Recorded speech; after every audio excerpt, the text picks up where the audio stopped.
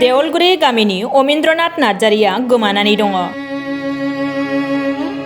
चिरां जिल्लानि रुनिखाता पुलिस थाना आरो बेंटल आउटपस्टनि सिङाव थानाय बेंटल देवलगुरि गामिनि थागिबि 53 बोसोर बैसोनि अमिन्द्रनाथ नार्जारिया मैया 21 एप्रिलनि बेलासिनि 3 रिंगासो समाव न'निफ्राय ओंखारलांनायनि उननिफ्रायनो गोमाना दङ।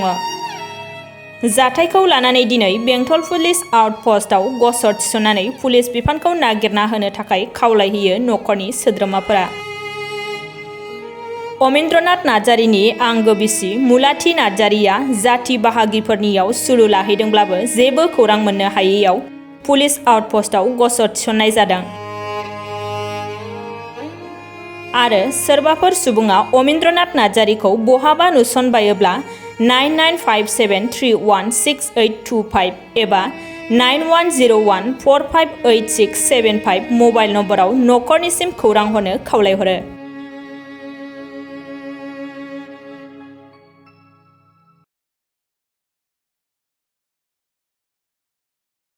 आंनि बोराया मैयाहाय बिदिनो आगराला बिकासनिफ्राय फैनानैहाय अट'जों फैनानैहाय 3:30 बायदियाव मोनफैदों। ओमफ्राय 4:00 बायदियाव ओंखारबोनानैहाय बेंटलाव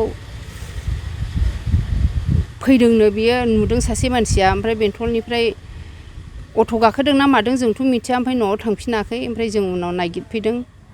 ओमफ्राय दा गैया, नै दिनैसिम नागिरगासिनो दङ। मानसिया दा न'आव गैया? मानसिया दा न'आव गैया।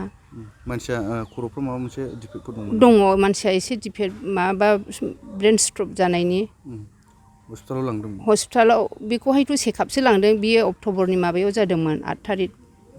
बेसेबां गोबावनिफ्राय बेबायदि बेराम भुगिनाङामोन? बे भुगिनाया बियो सेप्तेम्बरनि 28निफ्राय नै दिनैसिम 4 मासआथ' भुगिनानै दंमोन। दा मोजाङाव फैबायमोन एसे बेबायदि। अमरेन्द्र नार्जारि, हिन्दी टिचार, कुसुगाव पाब्लिक हाइ स्कुलाव। मानसिया दा न'निफ्राय खारखोमानाया मैया खारखोमादों? मैयाहाय खारखोमादों। नागिरगासिनो नोंसोरो? नायगासिनो, औ। खबर लाबाय न'खरनि मानसिफोरनाव? दा न'खरनि मानसिफोरनाव हजों कुसुगाव एरि खबर लाबाय, गैया। मा जादों, बहा थांदों, मा सन्देह खालामदों? बियो बुंबाय थादोंमोन मैया दाख्लैनिफ्राय बिदाखौ नायहैनो होननानैहाय। बिदा न'खराव गैया? बिदा न'खराव गैया, ओहो। बे थेका बाजार सरमटनि बिदानावहाय। मानसिखौ सोरबाफोर नुयोबा? मानसिखौ सोरबाफोर नुयोब्ला खोन्थाना हो अननानैहाय। नोंसिनि न'खरसिम खोन्थाहरनांगौ थांगोन? जोंनि न'खर बे आंनि हरनाय बे नाम्बारसिम खोन्थाहरबा बिराद मोजां मोनगोन। मबाइल नाम्बार गोसोआव दं नामा? सोरनिखौ? नोंनिखौ? आंनिखौ दं, औ। दे बुंना हो। आंनिया 9957316825। आरो खेबसे बुंबाव। 9957316825। बे नाम्बारावहाय बुहरबा नुनाय सोरबाफोर नुदोंब्ला बे नाम्बारावहाय खोन्थाहरनो हागोन। माबायदि न'निफ्राय ओंखारबोनायाव माबायदि ड्रेस गानना ओंखारदोंमोन आरो साइजआ माबायदि मानसि? ड्रेस गाननाया साइजआथ' बिराद गोजौ गुफुर, ओमफ्राय खानाया गोमोन, दारिखौ मैया सिनदों आरो। ओमफ्राय गोजौखा, ओमफ्राय गस्लाया गलाब स्पर्टिं, ओरैनो सिरा सिरा निला होनायनि मोनथाम सिरि बेफोरखौ गानदों। ओमफ्राय लंपेन्ट गोसोम, ओमफ्राय मबाइल मोनसे लादोंमोन। ओमफ्राय लावथि खेंखाय लादों, बे माबा ब्रन्जनि। ओमफ्राय बे आथिङा मोनब्रै आरो गाहायनिया। बेखौ लानानै फैदों आरो थाबायो।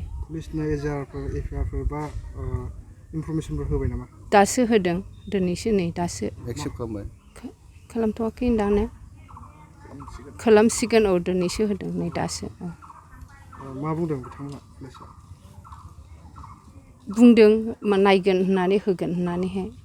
नागिरनायाव नोंथांमोननो मदद होगोन? औ, मदद होगोन होननानै। नागिरनो थाखाय मा खावलायगोन प्रसासनखौ? पुलिस प्रसासनखौ मा खावलायगोन नोंथांमोननि जे? सानफ्रामबो जोंनि बेंटल रुनिखाता आरो ओरैहाय काजलगाव बेफोरबायदियाव नुसनबायोब्ला अननानैहाय खोन्थाफैनो थाखाय बे नाम्बार हरनायावहाय जेन खोन्थाहरो। आरो खावलायबावदों जोंनि एबसु अफिस बा आफादफोराव आफादफोरा नुसनबायोब्ला, आबसुनि बा आफादनि गासैबो सोद्रोमाफ्रा नुसनबायोब्ला बे मानसिखौ लाना दोनहैनानै, बे आंनि बोरायखौ लांना दोनहैनानै जेन बे खोन्थाहरो बे नाम्बारावहाय। बेखौ आं गुरैयै खावलायहरनाय जाबाय।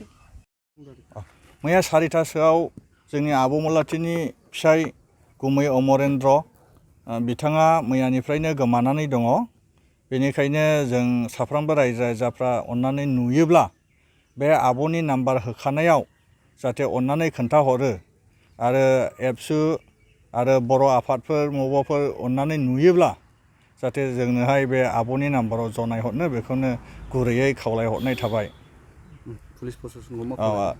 पुलिस प्रशासनखौ जों बेखौनो खावलायदों जाहाथे पुलिस प्रशासना अननानै बे गुमै अमरेन्द्रखौ जाहाथे एसे नागिरनानै जाहाथे जोंनो बे होखानाय नाम्बारफ्राव मोनथिहोहरो बेखौनो जोंनि आब'नि जानानै जों खावलायहरनाय थाबाय।